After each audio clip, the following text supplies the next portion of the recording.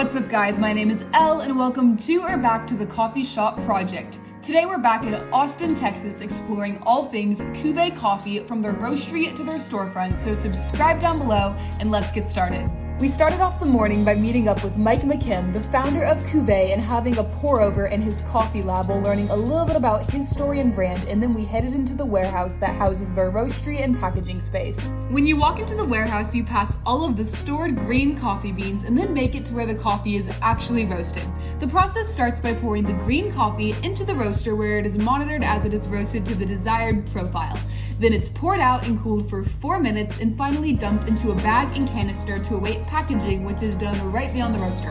Also, while I was watching the roasting, I learned that part of the process includes filtering trash and metal out of the green coffee, which I had never heard of before. After the beans are roasted, they are placed in canisters to await being packed into Cuvee's signature blue packaging and then picked up to be sent to customers or the Cuvee Coffee storefront in downtown Austin, which we are heading to now.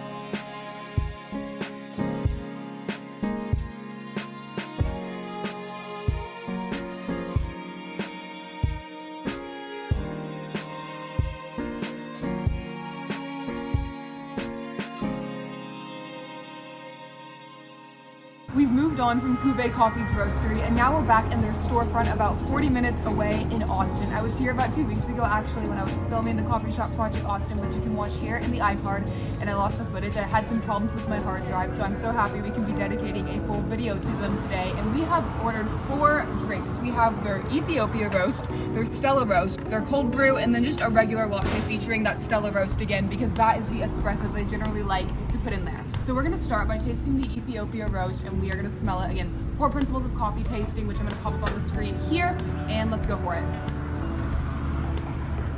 So it smells very sweet and fruity, and now we are going to swish it around in our mouths for acidity, flavor notes, and just like what it reminds you of in general as a coffee.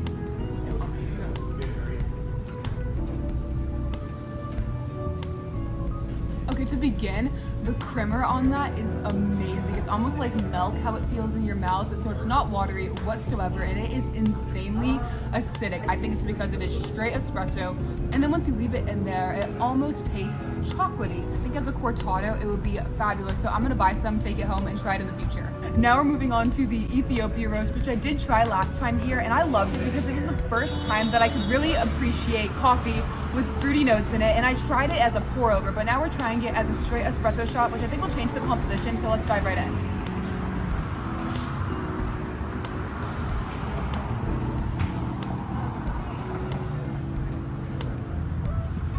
That's so strong. It's basically what I had as the pour over, but way more fruity and insanely acidic. It hit my tongue like right here in like a really weird way that's never happened with coffee before, and again it's super milky and smooth. And fun fact about the owner Mike right now, so when I was chatting with him at the roastery, I was like, so what are you into? What do you like to drink every morning? And like me, he says that he ebbs and flows through phases, and right now he's been drinking straight espresso shots, so I love that I was able to experience his brand through his current lens of it. We're moving on to the Nitro Cold Brew now, and something super cool about Cuvee Coffee and Nitro Cold Brew is that back in 2011, the owner Mike actually pioneered the idea for it, and now almost 10 years later it's blown up everywhere. When I came to Cuvee Coffee 2 weeks ago, I didn't try it, so I'm so glad that I'm having a second chance now. Here it is. Let's jump right in.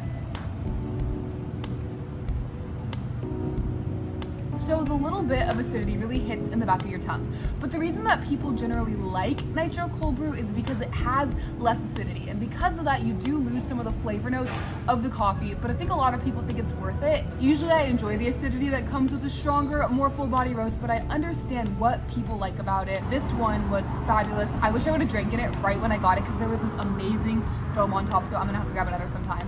Unfortunately, our lineup of drinks here at Cuvee Coffee is coming to a close, but we are ending on a high note with just a regular latte, no syrups, no milk substitutes. The owner, Mike, said that is his favorite way to taste a latte. Let's not waste any more time. Let's give it a sip.